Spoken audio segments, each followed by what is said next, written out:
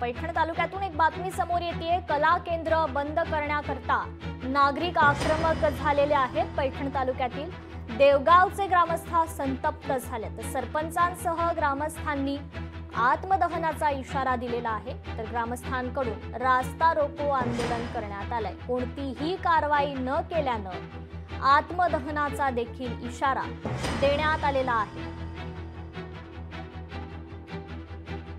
आमदार साहेब वारंवार सांगतायत, खासदार साहेब सांगतायत आणि परिसरातील सर्व लोकांनी आतापर्यंत आंदोलन केलं, रास्ता रोको केलेत, अनेक निवेदन दिले, तिथं मारहाण झाले, गुन्हे दाखल झाले, तरीसुद्धा ते कला केंद्र बंद होत नाही।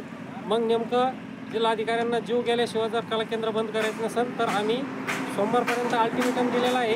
मंगळवारी आम्ही आत्महत्या केल्याशिवाय राहणार नाही, आत्मदहन केल्याशिवाय राहणार नाही। ह्या कला केंद्राच्या बाबतीत म्हणायचं असं आहे की तात्कालीन सरपंचाने याला NOC दिली होती आणि आमच्याकडे तो बांधकाम परवाना घ्यायला आला होता, पण आम्ही त्याला बांधकाम परवाना दिला नाही। आम्ही कुठलाही त्याला एक कागदही दिला नाही।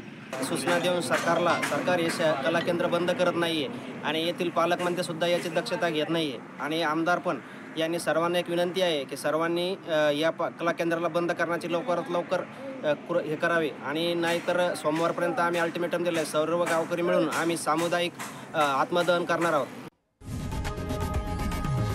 लोकशाही मराठी ऐका, पहा, जागरूक रहा।